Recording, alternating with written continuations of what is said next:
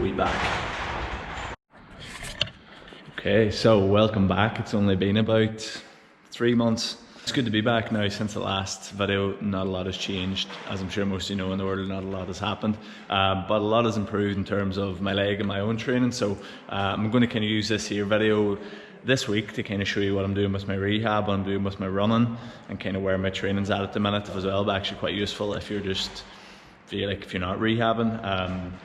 I think it's quite good training, and it'll work a lot of things that you're probably not doing in your traditional strength training. So let's get into it.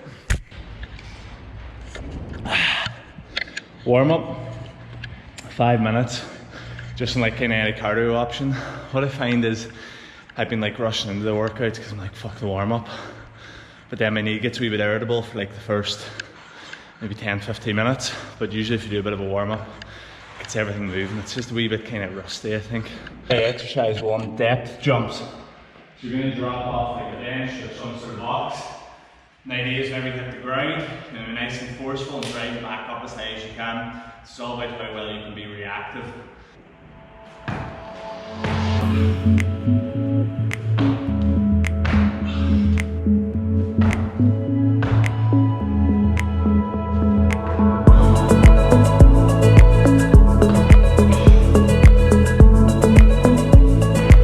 Single leg squat jumps.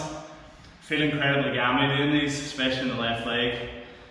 Trying to get these as even as possible, but it's a challenge. You can see these look a lot more natural.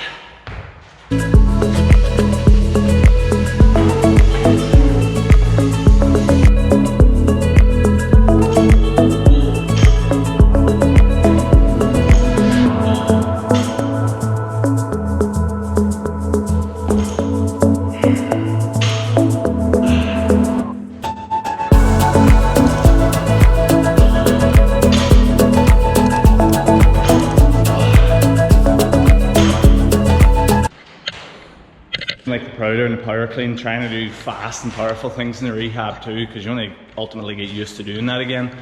But feeling fast and feeling good on them today, kind of takes a couple of weeks to get into it, but feeling good, especially in the prowler. Now you're going into next bit of work is like my secret weapon, the rehab, because not very many people do it. It's some isometrics.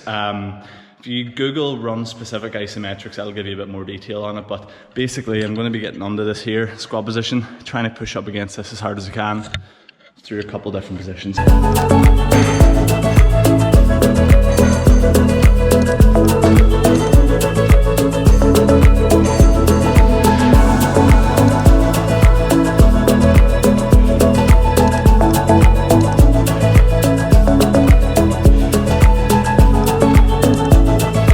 This is probably the hardest exercise you're not doing.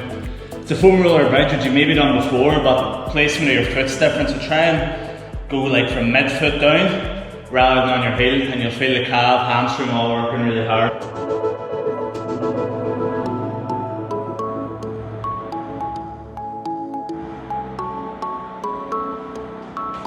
So this week is kind of like my second week of running with the intention of actually trying to build a bit of fitness, whereas like the last couple of weeks has been more trying to get running to actually start running again, because you haven't done it in like 6 months.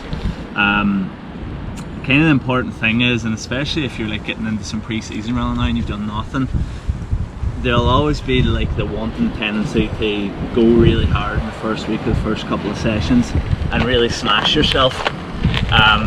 Don't think that's a good idea. What I have kind of done, what I'm doing at the minute is I'm working off like meters per week.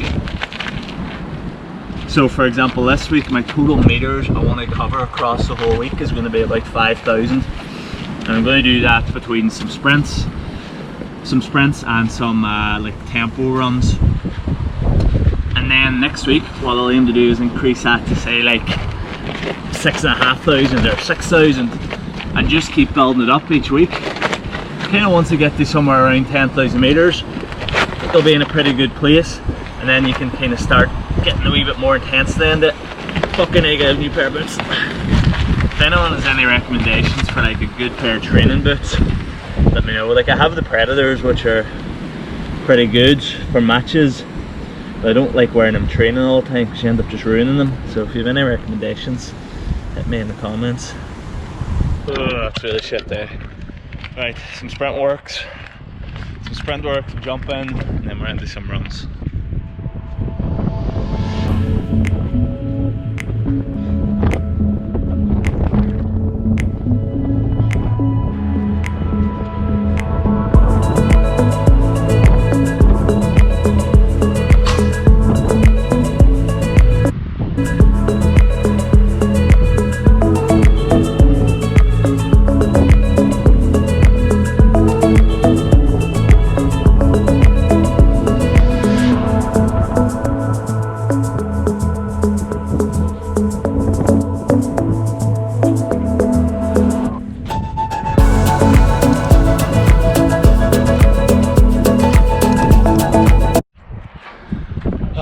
So finished up the session after the sprints with like a 100-meter tempo run, so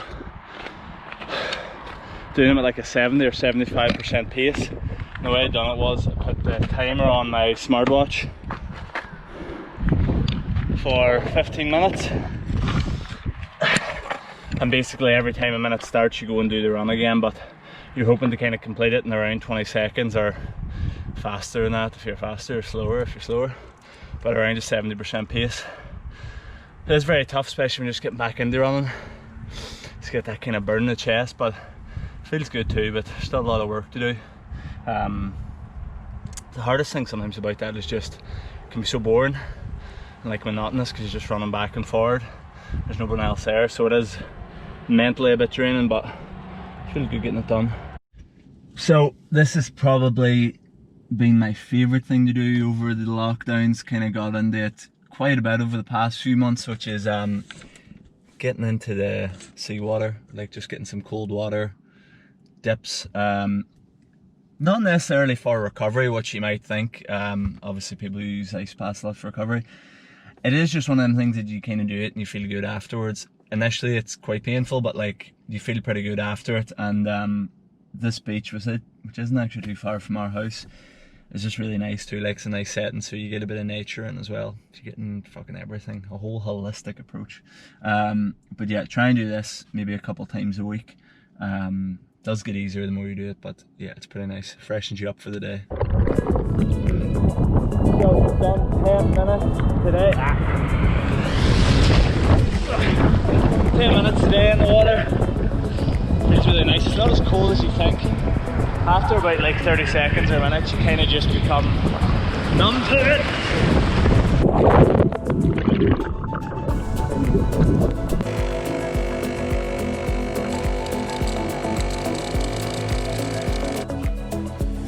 Okay, so back, had some lunch there.